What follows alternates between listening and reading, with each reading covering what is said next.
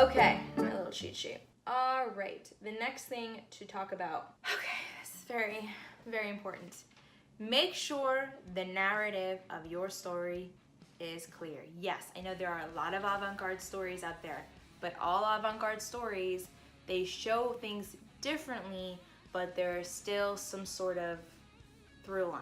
Even the weirdest things, there is a through line. Even if it's a bunch of vignettes, the purpose of the vignettes is to come together on a major through line. I already said this, but trying to be clever is cute.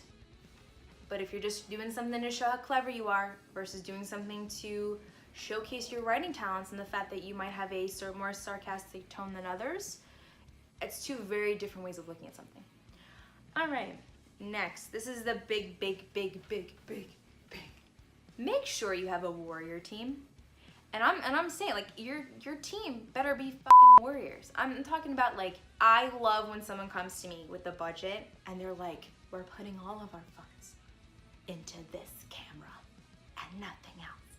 That's cool. I'm so happy that you want this camera, but why? You want this actor. Why?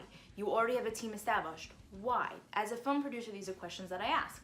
So in each stage of the production, whether it's pre-production or during production or the post-production, which people tend to sometimes forget about, build a warrior team. Because look, 300 was not successful being 300 if Leonidas didn't have his badass group. The deal is this: if you are good at writing but don't know how to use a camera, you want to hire somebody that really knows how to use a camera, that maybe has an experience in your kind of story, or perhaps not only that, they might have, you know, a great long resume, even if they don't have experience in that certain genre. I love the saying that I learned, which is raise your standards.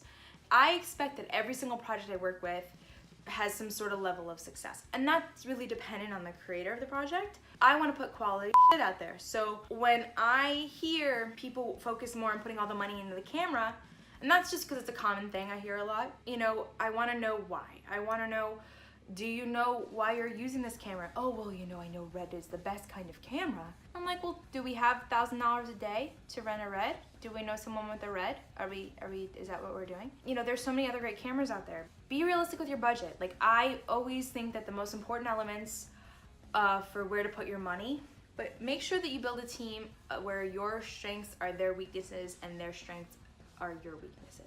Did I say that right?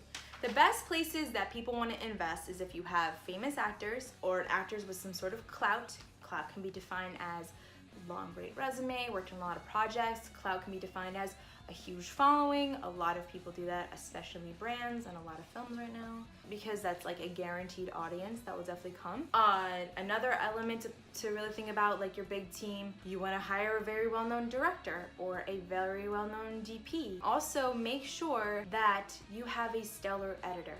And these are all the elements you really need to focus. It's like the pre-production. What kind of director do you want? What kind of experience do you want them to have? Do you want them to come with their own team? Like, these are things to think about. During the actual production, what kind of actors are you bringing in? Because it's really about, like, back to the why are we watching this? Why would investors want to invest in your project? If you're like unknown and you use unknowns and you don't really try to like up the value in different ways, and you could do this on a shoestring budget, and maybe I'll do another video about that. Be realistic towards what you want and don't be stupid about it. And I'm saying that word because I know a lot of people that make really stupid decisions based on like trying to put all their friends in it versus trying to make something for their career, because your friends are going to be there forever, but this might be your first and only chance to shot in the dark. You can make an award-winning project, in my opinion, for like $100 or like $100,000. Decide where you want to be and be smart about it.